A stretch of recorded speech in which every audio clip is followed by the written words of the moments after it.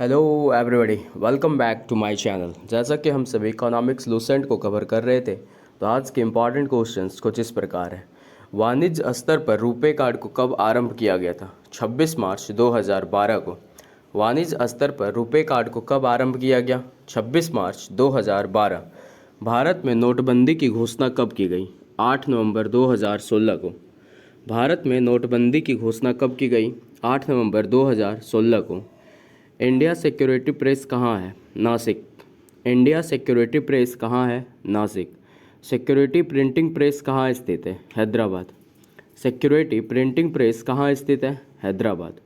1982 में केंद्रीय उत्पाद शुल्क स्टाम्प मांग पूरा करने के लिए दक्षिण राज्यों की डाक लेखन सामग्री की मांग पूरा करने के लिए इसकी स्थापना की गई थी।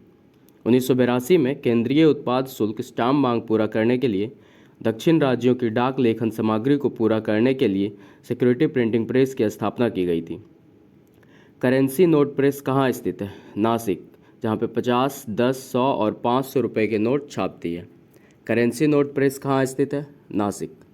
बैंक नोट प्रेस देवास कहाँ है? मध्य प्रदेश में। यहाँ 20, 50 और 100 के नोट छापे जाते हैं। बैंक नोट प्रेस कहाँ स्थित है? मध्य प्रदेश में। बैंक नोट प्रेस का स्याही का कारखाना प्रतिभूति पत्रों की स्याही का निर्माण भी करती है। बैंक नोट प्रेस का स्याही का कारखाना प्रतिभूति पत्रों की स्याही का निर्माण भी करती है। अत्याधुनिक करेंसी नोट प्रेस मैसूर कहाँ स्थित है? कर्नाटक में। अत्याधुनिक करेंसी नोट प्रेस मैसूर कहाँ स्थित है? कर्नाटक में। सिक्योरिटी पेपर मिल कहाँ स्थित है? होशंगाबाद, जो मध्य प्रदेश में पड़ती है। सिक्योरिटी पेपर मिल कहाँ स्थित है? Hoshangabad. Non judicial stamp paper की छपाई में प्रयोग होने वाले कागज़ का उत्पादन करने के लिए 1967-68 में चालू किया गया था सिक्योरिटी पेपर मिल। सिक्योरिटी पेपर मिल को नॉन जुडिशियल स्टाम्प पेपर की छपाई में प्रयोग होने वाले कागज़ का उत्पादन करने के लिए 1967-68 में चालू किया गया था। भारत में 4 टकसालें कहाँ कहाँ हैं? मुंबई, नोएडा, कोलकाता और हैदराबाद। भारत में 4 टकसालें कहाँ कहाँ हैं? तो मुंबई, नोएडा, कोलकाता और हैदराबाद। मुंबई में जो 1803 में बनी, नोएडा 1989 में, कोलकाता 1950 में और हैदराबाद 1903 में। टकसाल क्या है? जहाँ सिक्कों का उत्पादन होता है, सोने चांदी की परख होती है, तमगों का उत्पादन होता है, उसे टकसाल कहा जाता है। टकसाल क्या है? जहाँ सिक्कों का उत्पादन होता है, सोने चांदी की परख होती है, तमगों का उत्पादन होता है। पदकों का उत्पादन कहाँ किया जाता है? मुंबई एवं कोलकाता में। पदकों का उत्पादन कहाँ किया जाता है? मुंबई एवं कोलकाता में। भारत में सिक्के जारी करने के लिए कौन अधिकृत है? वित्त मंत्रालय। भारत में सिक्के जारी करने के लिए कौन अधिकृत है? वित्त मंत्रालय। अत्यंत ही अल्प अवधि वाले फंड के बाजार को क्या कहते हैं, जिसमें बिना किसी प्रतिभूति के फंड का उधार लेना तथा देना होता है? Call money market.